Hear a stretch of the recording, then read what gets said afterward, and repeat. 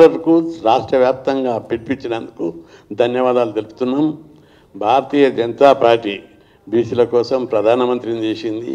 అనేకమైనటువంటి మార్పుల కోసం కులాల వారి లెక్కలు కూడా తీయడానికి ముందుకొచ్చి స్వతంత్ర భారతదేశంలో మేము ఎన్నో రోజులు కొట్లాడుతున్నాం. కులాల వారి లెక్కలు చేయాలని కేసులు వేసినాం, ధర్నాలు చేసినాం. గత ప్రభుత్వాలు చరించలేదు.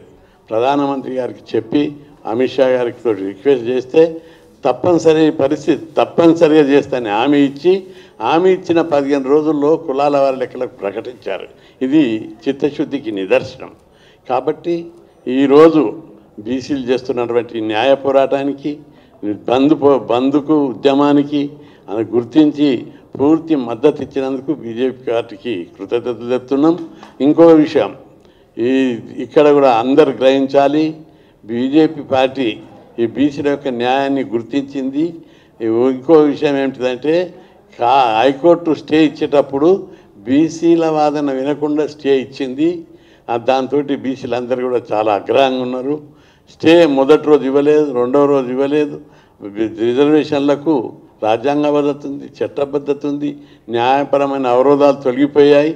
ఏమన్నా చిన్నవి ఉంటే బీజేపీ పార్టీని ఒట్టిగా బ్లేమ్ చేస్తున్నారు.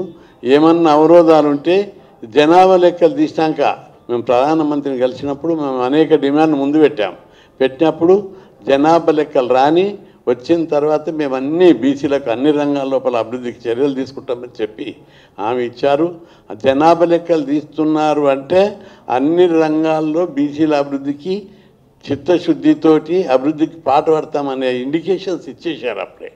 కాబట్టి బీజేపీ పార్టీ బంద్కు మద్దతు ఇచ్చినందుకు కృతజ్ఞతలు తెలుపుతూ అందరూ కార్యకర్తలు కూడా పూర్తి స్థాయిలో పాల్గొని ఈ బంద్ను జయప్రదం చేయాలని నేను విజ్ఞప్తి చేస్తున్నాను.